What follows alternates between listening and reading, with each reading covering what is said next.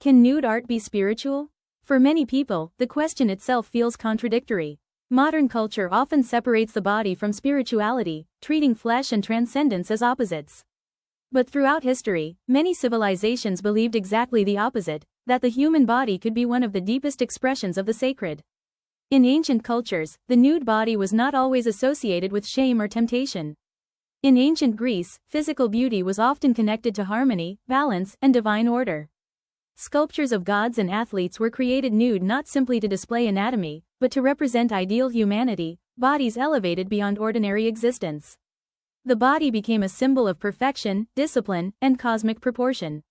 In India, spiritual traditions developed entirely different relationships with the body. Temple sculptures often included sensual or nude figures not as vulgar imagery, but as reflections of fertility, creation, life energy, and the union between physical existence and spiritual reality. The body was not automatically seen as separate from the sacred, it was part of it. Even within Christianity, where attitudes toward nudity became more complicated over time, the body remained deeply important in religious art. Renaissance artists like Michelangelo filled churches and chapels with muscular nude figures representing prophets, saints, and biblical scenes. In works like The Last Judgment, the human body becomes overwhelming, almost cosmic in scale.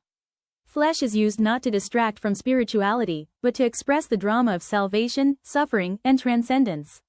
This reveals something important. Spirituality in art is not always about avoiding the body.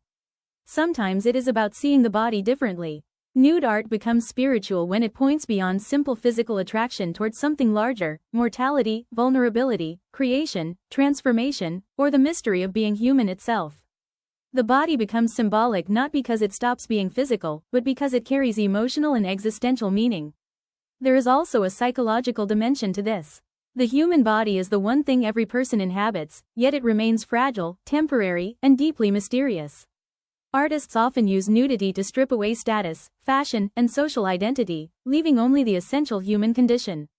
In this sense, the nude can become almost meditative, a confrontation with existence itself. Some modern artists continue exploring this connection.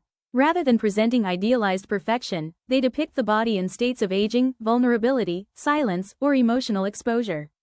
These works can feel spiritual not because they are religious, but because they reveal truths about suffering, impermanence, and human fragility. At the same time, societies often struggle with spiritual nude art because the body carries multiple meanings at once. Desire, beauty, vulnerability, intimacy, and sacred symbolism can coexist uncomfortably in the same image.